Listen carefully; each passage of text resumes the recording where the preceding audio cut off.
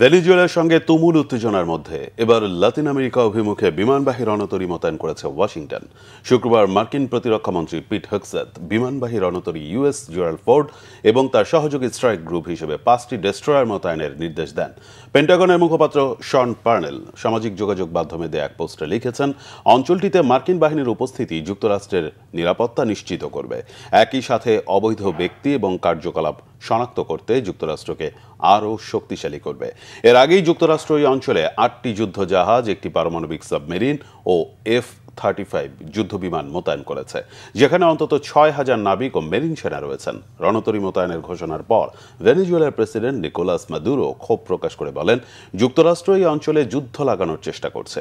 এর আগে ক্যারিবীয় সাগরে আরও এক নৌকায় হামলা চালিয়েছে মার্কিন সেনারা। হামলায় অন্তত 6 জন নিহত হয়েছেন।